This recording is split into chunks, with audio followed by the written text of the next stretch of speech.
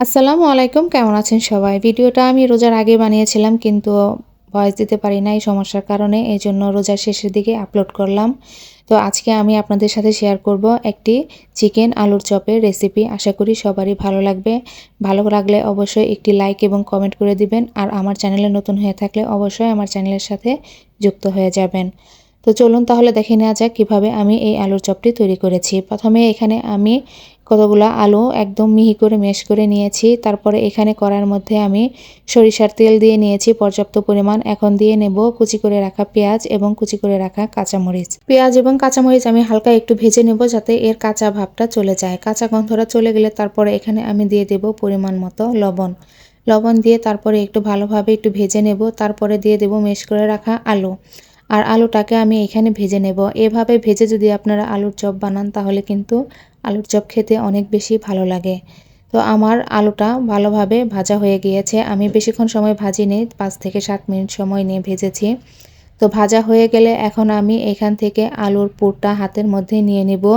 আর নিয়ে হাতের সাহায্যে একটু ভালোভাবে ছড়িয়ে নেব। ছড়িয়ে নেওয়ার পরে এর মাঝখানে আমি দিয়ে নেব চিকেনের পুর। আর চিকেনটা আমি আগে সেদ্ধ করে তারপরে কাঁটা চামচের সাহায্যে ছাড়িয়ে নিয়েছি। তারপরে পেঁয়াজ, কাঁচামরিচ এবং সব ধরনের মশলা দিয়ে চিকেনটাকে ভালোভাবে ভেজে নিয়েছি। আমি ভাজার ভিডিওটা দিইনি, কারণ এটা দিলে ভিডিওটা অনেক বেশি বড় হয়ে যাবে আর আপনারা দেখতে বিরক্ত বোধ করবেন এই জন্য।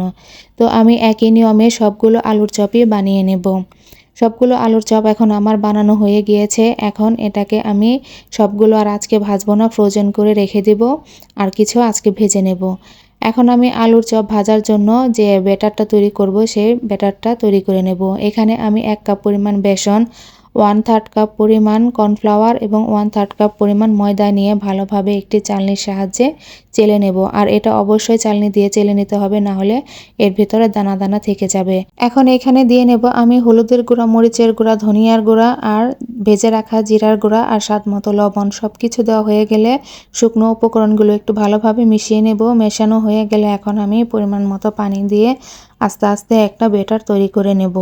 আর অবশ্যই আস্তে আস্তে পানি দিতে হবে, একবারে দিয়ে দিলে কিন্তু পানি বেশি হয়ে যেতে পারে। এখন আমি 5 থেকে 7 মিনিট সময় নিয়ে ভালোভাবে ব্যাটারটাকে একটু মিশিয়ে নেব। আর একদম স্মুথ করে ব্যাটারটা কিন্তু তৈরি করতে হবে, না হলে চপ ভাজলে কিন্তু চপ ভালো হবে না। তো ব্যাটার মেশানো হয়ে গেলে এখানে আমি 2 চামচ পরিমাণ সয়াবিন তেল দিয়ে দিব। তারপরও ভালোভাবে একটু মিশিয়ে নেব। মেশানো হয়ে গেলে আমি 10 মিনিটের জন্য রেস্টে রেখে দেব। আর 10 মিনিট পর তারপরে এখানে আমি 1 চামচ পরিমাণ বেকিং পাউডার দিয়ে তারপরে আবার ভালোভাবে মিশিয়ে নেব। এখন আমি কড়াইয়ের মধ্যে পরিমাণ মতো তেল দিয়ে নিয়েছি। আর চপ কিন্তু অবশ্যই ডুবা তেলে ভাজতে হয়, না হলে চপ ভাজা ভালো হয় না।